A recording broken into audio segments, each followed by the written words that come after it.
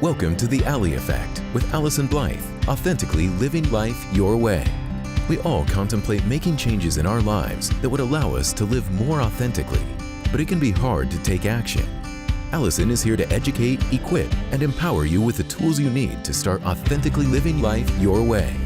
Get ready to eradicate your limitations and destructive patterns as you take full responsibility for your own happiness. This show is not just talk. It is conversation for profound self-awareness, acceptance, and appreciation, the key elements to stepping into the power as the creator of your very best life. The Ally Effect with Allyson Blythe starts now.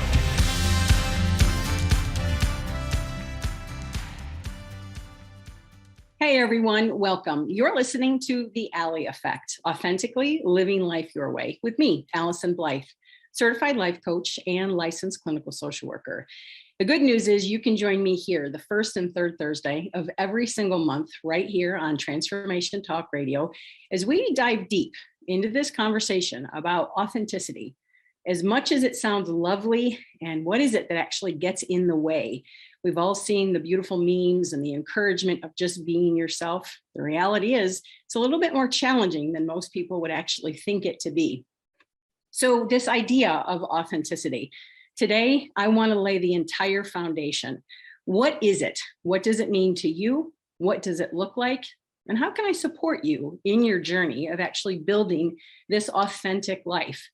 It's interesting to me because today, here we are on the very first episode, the Ally Effect.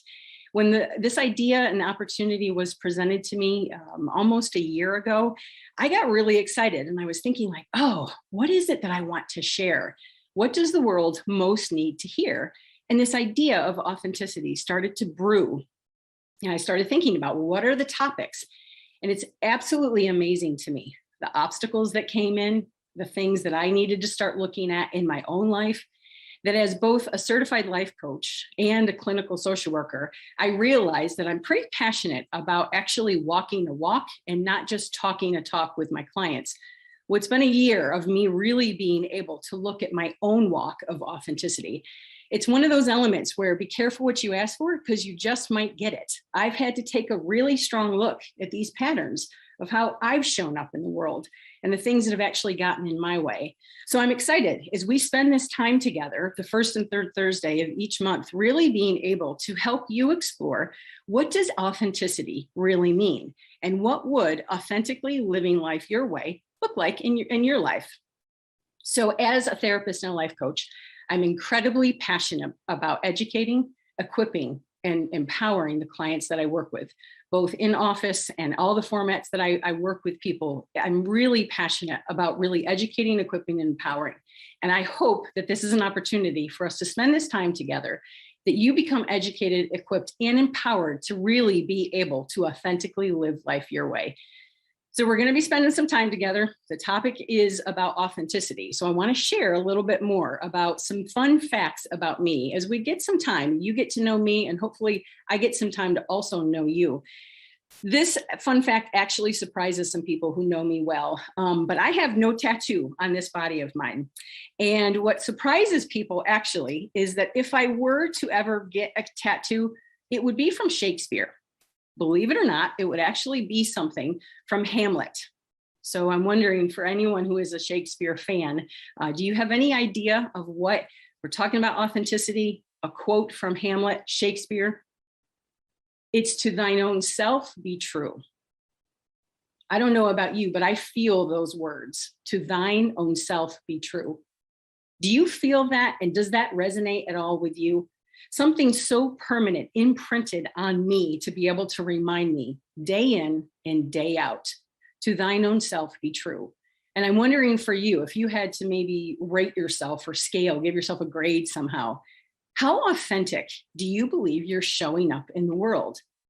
Sitting with as many clients as I have over the years, as nice as that concept sounds of authenticity, the truth is that it's an incredible challenge to be able to show up in the world as real, true to thine own self. what happens is that we live in a world that is just so filled with hustle and bustle, kind of keeping up with the Joneses, running in the rat race. And we always have this to-do sense, this chronic inbox. They say that you're likely to die with your stuff still in your inbox, which I think is probably true. Many people just have obligations and deadlines, expectations, kiddos to drop off, meetings to attend, agendas to maintain. People are so incredibly busy, and it creates this sense of urgency. We have the idea of authenticity. We all get the basic concept of it. And yet what most people are up against is this low grade expectation of how they're supposed to be in the world. I almost imagine plates that people are spinning over and over and over again, spinning this plate, that plate, and this looming sense of so much to do. Is that something you can relate to? If we had this scale or this continuum of authenticity being on one side and this disconnect or this busyness, all of those plates that you're expected to manage on a day-to-day basis, where would you rate yourself in that?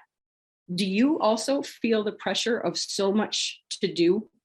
Are you pretty conscious on a day-to-day basis? As soon as your feet hit the floor, are you someone who just hits the floor running, or do you have this sense of dread of all the stuff that needs to happen? Yeah. To thine own self be true. That's my hope and expectation, that as we spend this time together, you'll be able to know a little bit more how to do that and where you're actually headed with this. Another fun fact, not only just the tattoo, but I like to usually get a basic understanding of words. It's not uncommon for me to just pop a word in Siri and just ask, like, define this or tell me about this, and kind of see what comes up. So I did that with this idea of authenticity. And I like to get a basic definition so that people have an understanding. What is this that we're really talking about? I will encourage you through our time together for you to define what authenticity looks like. But for the sake of clarity, I went ahead and popped that word into Siri and said, define authenticity.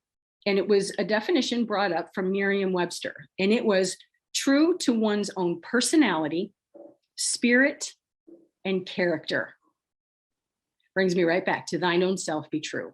So one more time from Merriam-Webster, true to one's own personality, spirit, or character. I feel that one too, and the significance of how that resonates through me, because as many people as I have sat with over the years, what I find is that people really are focused in life about building careers. They want to maintain some sense of connection, maybe through family or church or committees that they sit on, work, neighborhood, like remember those plates. And I wonder if you actually had to stack or look at those plates from an objective view, what would you be seeing? What are those things that you spend all of your time and energy and effort on? What are those ways that you're spinning those plates?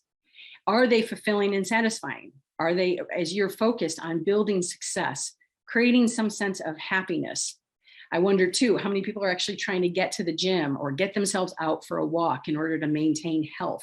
Like would exercise or health or workouts somehow be one of those plates that you're also spinning? And what about spirituality? Are you trying to get out in nature? Are you someone who really practices meditation and mindfulness?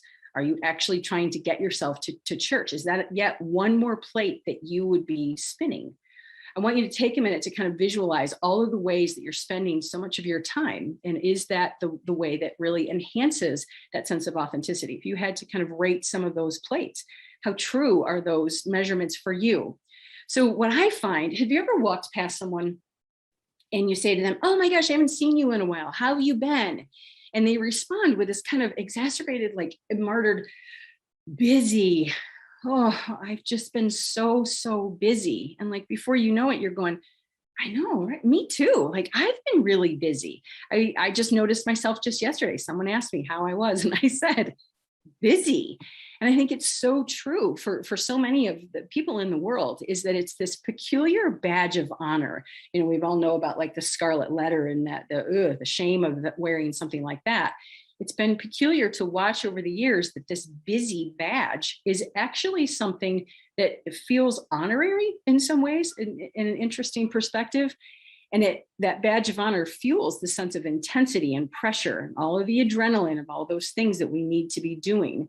What if you walked by someone and they actually said, you said, "How have you been?" And they're like, still, calm, present, relaxed. You would almost be thinking like, "You weirdo, what's wrong with you? Like, who does that?" Right? Like that becomes a way that like nobody lives. But when someone walks by and says, "Oh, so busy," you're like, "Yeah, me too. See you later." But the idea that somehow people take the time to be calm or present and relaxed, that tends not to happen. And if anything, that's a little bit frowned upon. We might even associate that with laziness. So have you ever been at a light? Just the 2 seconds we have to sit at a light, or maybe you're sitting and waiting for your coffee to come, or you're at that dreaded DMV line. What do most people do when they have just a minute to be still? What do? And I'm very guilty of this too. What do? What do we pull out our phones, right? And we're scrolling and we're sending and we're multitasking, because the idea of even just a moment of stillness has started to become uncomfortable, uncertain, that we sit with ourselves for just a minute and this realization that it starts to become really uncomfortable. So understanding that this stillness is one of those elements for you to be able to pay attention to. What are you doing with the stillness and the downtime? It's interesting to me to think about, how has this kind of become our world? And one of the things that I think is happening, this might be something you can relate to. It might be something that your parents, or even at this point, your grandparents might be able to relate to a little bit more. But when we used to call people, we would be tethered. You know, we had landlines where people were actually connected to the wall, and we had to be still and present. When we talked to someone for 2 minutes or 2 hours, we actually had to be there and available to actually speak to someone. When we wanted to convey information, we would send that off in a letter and do that in a way that actually forced us to be intentional and deliberate. We would cook meals and be able to not have things necessarily available through drive-throughs or all night long, just this immediate expectation. It adds to this sense of urgency. Please don't get me wrong. I love the idea of instant gratification and being able to have things hit the send button and it's on your doorstep. There's a blessing to this sense of instant gratification, that we're getting this immediacy. There's a real privilege to actually being able to experience that. But the other side of that is it adds to this fuel and intensity of all of the pressures and expectations, the hustle and bustle of this busyness, that what I find takes us further and further away from authenticity. What I know for sure is that as long as social media is around, I will be in business, because that too fuels the sense of competition, comparison, less than, better than, the way that the lunches should look, or the ideal family, or the perfect vacation. It fuels this sense of what I call the dishonoring P's: perfecting, performing, pleasing. And again, the sense of urgency to live with these hustle and bustle, plates spinning. Yeah, so the beauty of authenticity, authentically living life your way versus this hustle and bustle and pressure. When we come back, I'm going to share a little bit more about this idea, the authenticity, living the life your way, and being able to really know how to do that. We're going to take a quick break. And when we come back, we're going to talk even more. Stay tuned.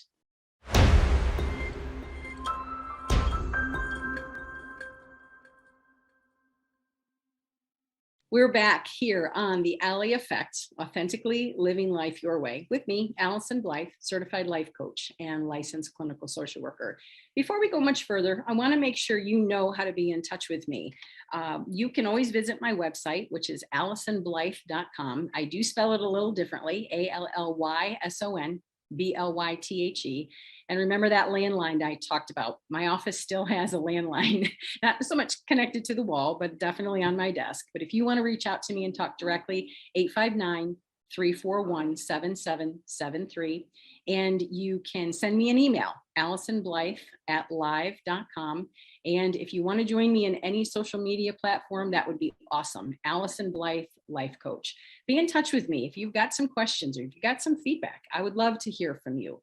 So I shared before we went to break about this idea of a tattoo, the to thine own self be true. And we're talking about this concept of authenticity and understanding that we're up against a pretty high pressured world.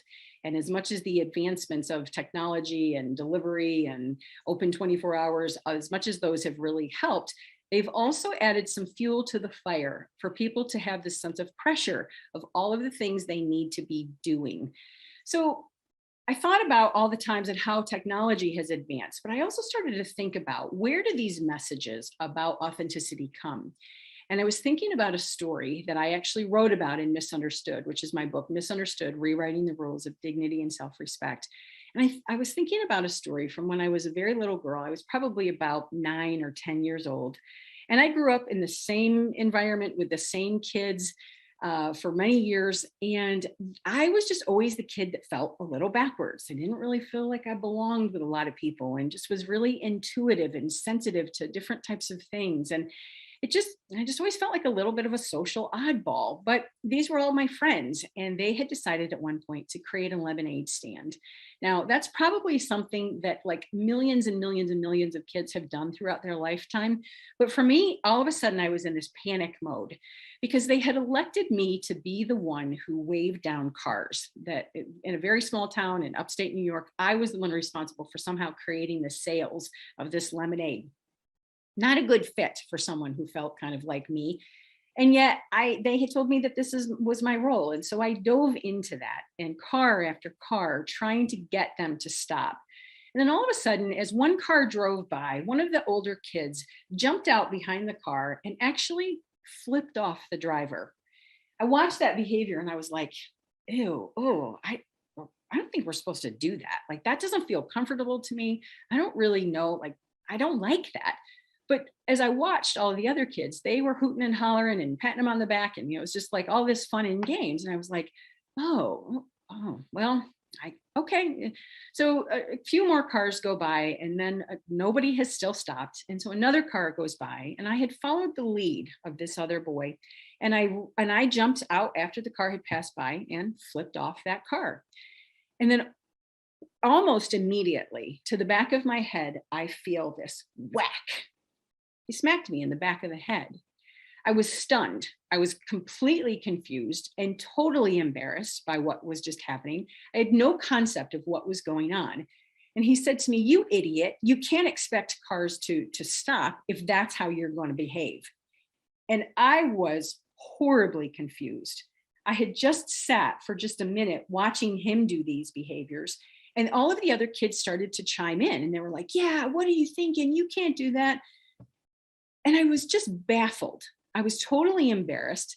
But I think as I went back to actually review an incident like that, what I realized now, with a much more mature lens, I realized that not only was the experience humiliating and somewhat betraying, it was actually who I was probably most upset with was myself. Because the truth is, I knew that wasn't behavior that I was aligned with. I knew it wasn't true to my own character. And yet I did it because I wanted to fit in. I wanted to belong, and I wanted them to like me as much as they seemed to like him. I observed outside behavior and aligned myself with that. Still, the embarrassment, and just kind of the compassion for a little kid trying to find a way through and having incidents like that. Now, in and of itself, you look back with adult eyes and you're like, okay, kids will be kids. And I get that. But with childhood eyes, we start to observe and have experiences that begin to shape who we need to be in the world. I would encourage you not to minimize what were incidents like that for you when you were younger. Did you get messages about how much permission? Did you get some social acknowledgement for who you were? And did you get to be really creative or perhaps athletic and get to be part of a team where your true self could be explored and celebrated and acknowledged? Fantastic. I mean, I think that makes a big difference for kids. Or did you have more experiences where you were someone who was kind of encouraged to fall in line and just kind of were you invisible in some ways, that you just went along to get along in order to kind of fly under the radar with things? it's one thing to be able to have those childhood experiences, but at 18, we don't magically just grow out of our childhood beliefs or the things that we've witnessed or the experiences that we've had. I wish in some ways at 18, we got this fresh start to just like decide with all this wisdom and clarity and insight about the world. But that doesn't happen. We take our little childhood selves and grow then into these adults. And what I realized much later in life is this idea that even well after 18 and all that childhood experience, I still had all of these patterns of trying to be nice, of trying to look to the outside to define who I was, how to behave, how to get people to like me, how to do the right thing. So even well after 18, after 18, this realization of I'm still doing some of those behaviors of wanting to fit in, to be liked. So is that something, as you think about this measurement of authenticity, do you recognize some of those same patterns for yourself? Most people just go along to get along. I think they've done estimates that like most of people's behavior, 60 to 70%, maybe even higher than that, is actually just based on autopilot. The same thing you did yesterday is the same thing you're going to do today, which is likely the same thing you're going to do tomorrow. Most people aren't necessarily plugged in. Remember, we're numbing with these distractions. Autopilot has a great time and place. It's helpful to not have to think about how to tie your shoes every time. But the idea that how often have you driven somewhere and you get to this place where you're going, oh my gosh, like I don't even remember my drive here. People are not only distracted and overwhelmed with the busyness, but people tend to just slip into this pattern of autopilot. Are you doing what's just been taught to you and what's been expected for you over all these years? Or are you really conscious and in tune to what you are excited about and what lights you up? How does this begin to happen? So we talked about culturally things happening, childhood experiences, and like how does this individual shaping start to take place? And what I think is true for all of us is that we're raised in a family that teaches us about who to be and how to be in the world.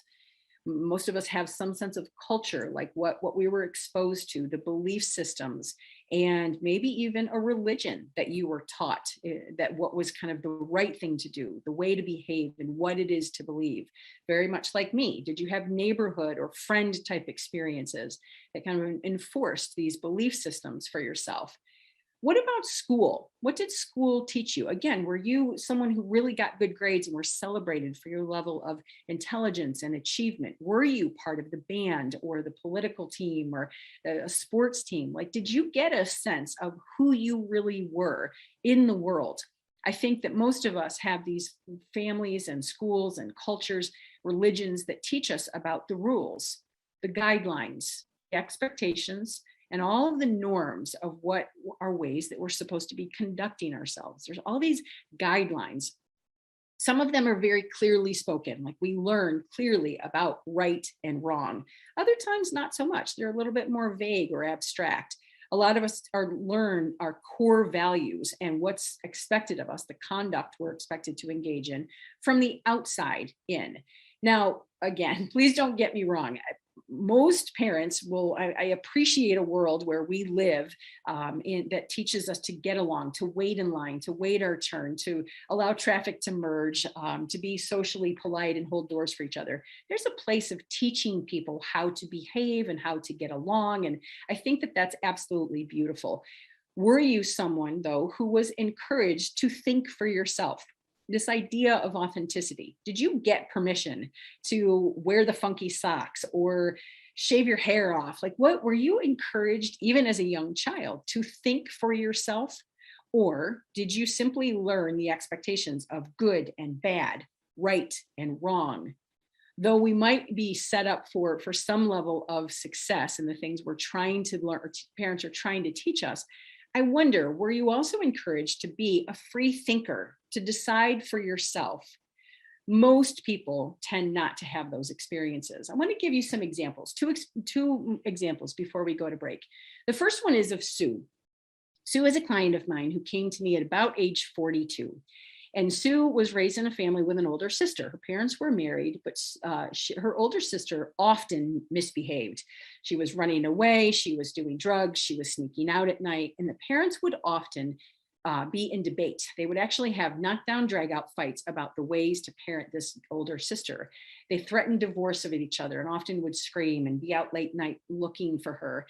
And Sue learned pretty clearly early on to be the good one. As a matter of fact, she was reinforced time and time again. Thank you for being so good. What would we do without you? You're our little helper. All of these elements. And her parents weren't trying to do anything malicious to her. They weren't trying to abuse or neglect her. They just continued to reward behavior from Sue over and over and over about how good she was. She too, at 18, didn't know how to shed the good role.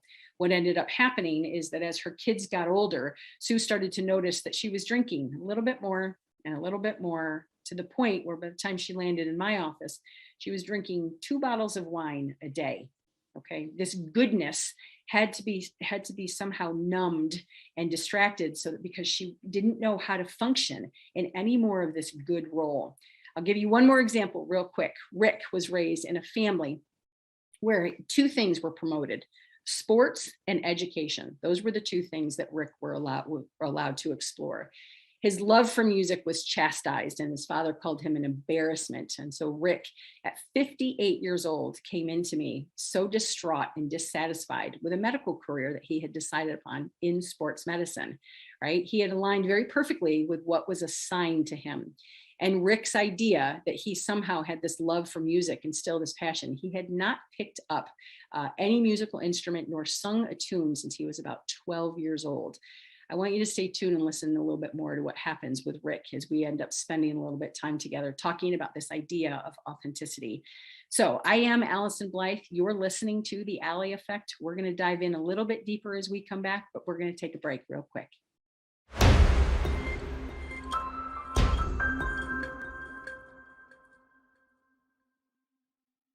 We're back here on The Ally Effect, Authentically Living Life Your Way, with me, Allyson Blythe, certified life coach and licensed clinical social worker. We're diving into this topic of authenticity and helping you kind of figure out what it is, what it actually means to you, and what it is that gets in your way.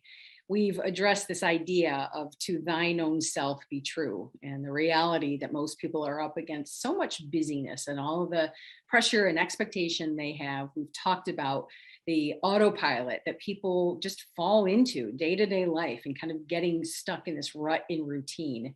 And also the idea of what I refer to as the should trap, kind of all the things we should be taking care of, we should be doing, right? Such a heavy weight that moves us further and further from this idea of authenticity. We went into a little bit about these childhood messages and the experiences we have from the time we're very little about who you are in the world. What is it that gets you some kind of attention or acknowledgement? What keeps you out of trouble, or maybe keeps you off the radar so that you can just, again, go along to get along in life? I wonder for you, what did you learn growing up? This idea of authenticity. Did you have experiences that specifically shaped you, like the little tragic lemonade stand I shared about for myself? Like, what is it that began to shape you and your own understanding of who you needed to be and how you needed to function in the world? I'm curious about that. And I would encourage you to spend some time exploring, not necessarily with those adult eyes, but trying to understand from the lens of childhood. Because one of the things I noticed as a therapist, I've been doing this a really long time. I have the privilege of sitting with people day after day, client after client, coming into my office to talk about different aspects of their life. And I notice sometimes throughout the years, there's themes. I recognize that I'm beginning to have the same conversation with different people, but the thread seems to be very much the same. I was noticing that several years back. Quite frankly, I was starting to become familiar with clients who just were plain old sick and tired. They had these kind of what I would refer to as signs and symptoms of being irritable, impatient, feeling a lack of tolerance for different things, definitely a sense of stress, depletion, some of them feeling really exhausted, sad, anxious, worried. I mean, like, I just was noticing these things. Now, I am a therapist, so that's not uncommon for me, but the thread of it all seemed to begin feeling familiar. And then some of the more serious people who were kind of walking in with this sense of like hopelessness and depletion, apathy, feeling even resentful and somewhat rageful in some experiences.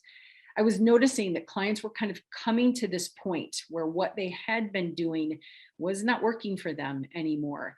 And we've all heard kind of this idea, like people reach this critical point in their life. And we've heard different terms over the years. Sometimes, and maybe you've used the term like, I just lost it. The opening line of my book, Misunderstood, is I lost my you know what over a banana, right? These moments where we just lose it. And some people have referred to that as a midlife crisis. Some people refer to it as a nervous breakdown. I, in my book, wrote about my own personal existential crisis, where you start to look at all of these different things that just kind of have run you to the end of the road, and you have absolutely no idea where to go from here. It's one thing to sit with clients and have an experience from their perspective, right? And to help them kind of navigate through all of the struggles and problems that they're negotiating. But when I, as a therapist, started to like go, whoa, wait a minute, I'm noticing some of the same themes in my life: impatience, irritability, frustration, depletion. I wrote in the book about a very unofficial diagnosis that I kind of made up. You will not find this in the diagnostic manual. The diagnosis of fed upness, like getting to the point where you are starting to question everything, just a general sense of being unhappy. And these signs and symptoms of just kind of questioning and looking at things and realizing a dissatisfaction. It's a critical point. And I'm not sure for you if you've ever gotten to that, where you just kind of feel fed up with people, places, or things, and assess that your old behavior is simply not working anymore. Several years ago, I went through my own crisis. That's part of this idea of authenticity and helping you understand that I think everyone has a struggle with it. There was no roadmap. That is, as many books as I've read, courses that I've taken, years I've practiced, I didn't have a roadmap to know how to help me dig out of so much of what I was feeling, which was just, quite frankly, confused. And the question bounced from what's wrong with me to outside of myself, what's wrong with them, right? Like I was bouncing between just this confusion that I was experiencing. It was definitely a powerful crossroads. Have you ever hit that level of crossroads where you're just questioning, I don't want to stay the same, and yet I don't know how to move forward? My hope is that if you have reached that, we can begin here today with this idea of authenticity to help you start tuning in to this idea. What is it that's true to you? I wonder, when you even hear the word authenticity, what is it that comes to your mind? Do you get pictures in your head, or do you have any associations? Or maybe very much like me, do you have a story that rolls through your mind of when you tried to really be true to yourself? I wonder, on a day-to-day basis, how authentic do you really feel? I'm going to bring you back to a definition. I think repetition is a great way that we learn. And so I want to share actually two definitions, both of them popping the word into Siri, but two different sources. The first one is dictionary.com, and it's just a different version of the other one, of undisputed origin or genuine. Okay, just again, a baseline of understanding. What is this idea of authenticity? And I'm going to repeat this one from Merriam-Webster because it really resonates pretty strongly with me. True to one's own personality, spirit, or character. I wonder, as you start to embrace this idea of authenticity, how can you begin to explore? Where is it that you can start to practice being a little bit more true to yourself? I would encourage you, though I've offered two different definitions, what are the ways that you want to begin to put this into play that you can start to recognize? Maybe you recognize this a little differently. Where are the areas you're absolutely not authentic? You know, you go into work every day just to perform and earn a paycheck. It's not true to your character or at all. Maybe you're in a relationship with someone, a spouse, or maybe it's just an acquaintance where you know that you kind of do these behaviors and engage just to go along to get along. How can you begin to plug in a little bit more to your life so that you can tune in? Do I like that? Does this feel right to me? Is this true to my character and to my spirit? I use a tool in Misunderstood. I talk about the SOS, the sense of self toolbox. And one of the tools is self-define. I will encourage you, pen to paper. If you've ever worked with me personally, if you work with me for 5 minutes or for 5 years, I'm going to encourage you, put pen to paper. And I'm going to really encourage you to be very self-aware. start to explore this idea of authenticity. How do you know? How do you personally know when you're beginning to feel that way? And when do you know that you're kind of off the mark? Think about if you walk into a dressing room and you just kind of try something on and immediately you're like, oh yeah, this fits, right? That's a form of authenticity versus the idea that you're kind of like pinching yourself or sucking your gut and like all these different elements of trying to fit and form yourself into this thing. We know somewhat clearly when we're doing that in a physical component. I wonder for you, how do you know that you're beginning to do that on an emotional or a relational element? How can you begin to explore and define for yourself as you get rid of these roles that you're playing that really aren't very true to you? We're going to talk about that a little bit more. We're going to take a break, but before we do, here's my contact information. One more time, if you're interested in being in touch with me, give me a call, 859-341-7773. Send me an email. I reach those really consistently, and it's AllysonBlythe@live.com. If you want to know information about me, my practice, the courses that I offer, it's AllysonBlythe.com. And one more time, social media, I'm at Allyson Blythe Life Coach. I am Allyson Blythe. You're listening to the Ally Effect, Authentically Living Life Your Way. Stay tuned, because when we come back, we're going to dive just a little bit deeper into this idea of authenticity.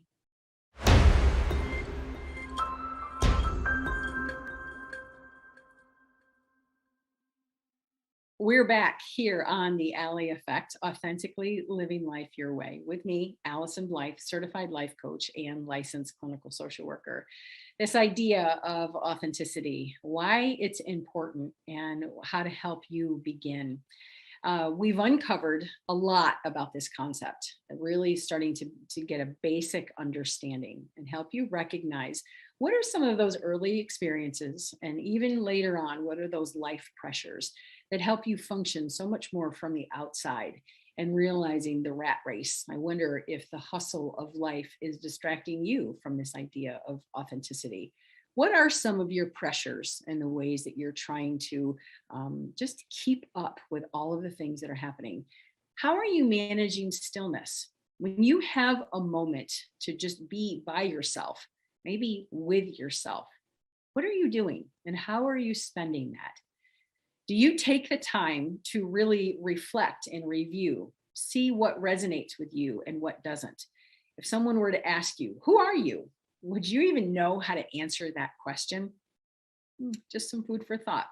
Believe me, as we spend all this time together over the series of this, we will be talking more in different topics to help you build, almost like building blocks, to help you build the foundation of authenticity. It is not a one and done practice. And I think sometimes it ebbs and flows with how true we feel like we can really be in the world. But as I was thinking about all these months of kind of preparing and working through the obstacles, I was realizing like there was so much of my own tendencies that I needed to be able to address before I could really hold this powerful space with people to talk about their walk of authenticity. And I was talking with a very dear friend of mine, and her name is Carol. And we had some really rich conversation about authenticity, which I respected because she's a little bit older than me. And her wisdom always like kind of pokes me between the eyeballs, knowing that I think no matter how old we get, we're up against some view of what the world wants us to be. And so Carol was kind of challenging me a little bit to think about how do you know if you're being authentic or not? And if you are recognizing that you're not being authentic, where do you even begin? And again, kind of like to thine own self be true, I sat with her question and really started to address like, how do I know if I'm showing up in my very own life? And so part of the challenge I would offer to you, how much are you showing up in your own life? And how do you know if you are or not? What would it take for you to be more present in your own world, to know what it would be like to show up authentically? So it got me thinking a little bit about kind of this hot tip and ways for you to kind of have some practice throughout the weeks that we're not together. My very first tool, I talked about clients who work with me know that I'm going to encourage you to put pen to paper. Again, if you've worked with me for 5 minutes or 5 years, you know that the one tool I'm going to bring to almost every single task is the tool of self-awareness. That I think if if people get anything from the work we do, I'm just simply going to encourage you to tune in. One of the ways you can know if you're being authentic or not is, how does it feel? How does it feel inside your body? If you've got this sense of like resistance or annoyance or confusion or trying to like please people, chances are it doesn't really fit. If it feels comfortable and true to you, if you're feeling a little bit scared, right? Like I was terrified coming into this space of like being so seen, but sitting with that element of self-awareness and how it feels in your body. That's going to be tool number one. Tool number two is self-honesty. It amazes me in our world how much we BS ourselves. Rarely are we telling ourselves the truth. Like we kind of have these incidents where people are saying things or doing things and not necessarily realizing how true they really are to themselves. Be honest with yourself. If you're in something that you don't want to be in, be honest. If you're in something that you don't know how to get out of, that's okay too. But be cautious when you're starting to BS yourself. And the third one that I really have a lot of fun with is self-permission. How can you begin to grant yourself this big fat permission to just begin to say yes? I want to bring you back to Sue and Rick. Think about the awareness Sue had to have drinking daily. The realization that she had taken all of that pain and wrapped it in a bottle. And the honesty of how much she had been drinking, the reasons she was drinking, and then also the self-permission to begin to say no. Realizing the things that fit her and didn't fit her and beginning to set some boundaries. Just a small example. Rick was way fun. Rick's opportunity to become self-aware. He loved music. Self-honesty, he was in a medical career that he had been in most of his life. He was not going to quit his practice and join a band. But what he could do for self-permission is simply sign up, right? He went to the store, he bought a guitar, some sheet music, and he actually signed up for karaoke too. So self-permission, self-honesty, and self-awareness. Those are the three tools I'm going to encourage you to use as we spend some time together learning about this authenticity. Please take your time. If you want to reach out with me, I've already shared how to do that. Send me an email, join me on social media, or give me a call. But I really want to thank you for this time that we've been able to spend together right here on the Ally Effect, Authentically Living Life Your Way. I have had a wonderful time. Thank you for your patience. Thank you for tuning in. And you can join us the first and third Thursday of every single month right here on Transformation Talk Radio, 1 o'clock Central Time, 4 o'clock Eastern Standard Time. Next time, we're going to drop the veil a little bit, and I'm going to help you see both behind the scenes, professionally and personally, why I'm so passionate about this idea of authentically living life your way. Stay tuned. Take care. Thanks for tuning in to The Ally Effect with Allyson Blythe. The moment you decide to take control of your own well-being, you start the journey of authenticity. Tune in next time for more empowering conversations and practical tools to help you shed your fear, worry, comparison, and less than beliefs. Stick with us as you step into the driver's seat and head off onto the road of success and happiness. Your best life awaits.